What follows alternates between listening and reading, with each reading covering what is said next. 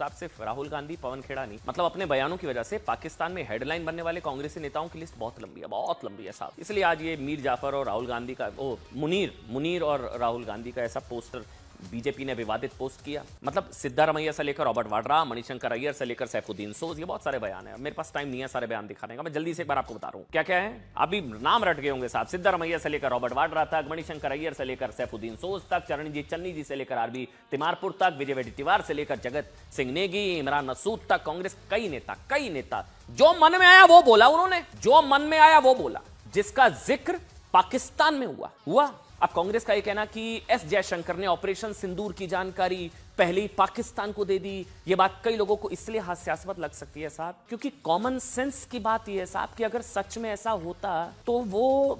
मसूद अजहर के रिश्तेदार जो मर गए 14-14, वो वहां मरने के लिए ऐसे सज के बैठे थे, आओ हम पर ब्रह्मोस मारो। ऑपरेशन सिंदूर पर आपत्तिजनक लाइन लेकर पाकिस्तान में हेडलाइन बनने वाले कांग्रेस के नेताओं को अपने दो नेताओं से सीखना चाहिए। जब कांग्रेस ने भारत के विदेश मंत्री एस जयशंकर के लिए गद्दार, मुखबिर जैसे शब्दों का इस्तेमाल किया, जो एस जयशंकर ने किया ये गद्दारी है, मुखबिरी, गद्दार मुखबिर, इसके लिए कांग्रेस ने आधार बनाया एस जयशंकर के एक बयान को, जिसमें उन्होंने क्या कहा था मैं आपको समझाऊंगा कि हमने पाकिस्तान को शुरुआत में ही चेतावनी दे दी थी, जो स्पष्ट रूप से ऑपरेशन सिंदूर के शुरू होने के बाद का प्रारंभिक चरण है। ठीक, एस जयशंकर के इसी बयान पर राहुल गांधी ने सवाल उठाते हुए कहा कि 18 मई को सोशल मीडिया पर पोस्ट किया उन्होंने ये पोस्ट। इस पोस्ट में राहुल गांधी ने लिखा साहब कि हमारे हमले की शुरुआत में पाकिस्तान को सूचित करना एक अपराध था, हम पहले बता देंगे मारने आ रहे हैं। ये राहुल गांधी जी ने पोस्ट किया, उनकी अपनी पॉलिटिक्स हो सकती है। विदेश मंत्री ने सार्वजनिक रूप से स्वीकार कर लिया कि भारत सरकार ने ऐसा किया।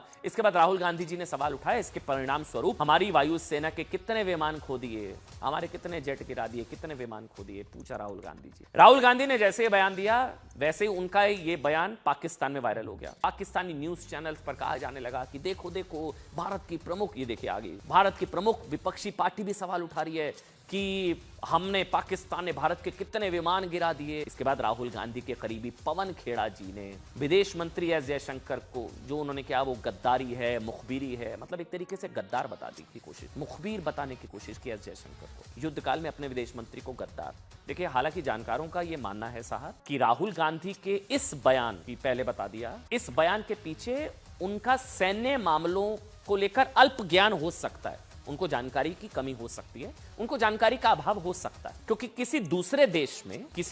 देश में फॉरेन लैंड पर, गैर सैन्य ठिकानों पर हमले की जानकारी उस देश को देना, ये एक सामान्य प्रक्रिया होती है। जब आपने किसी दूसरे देश के नॉन मिलिट्री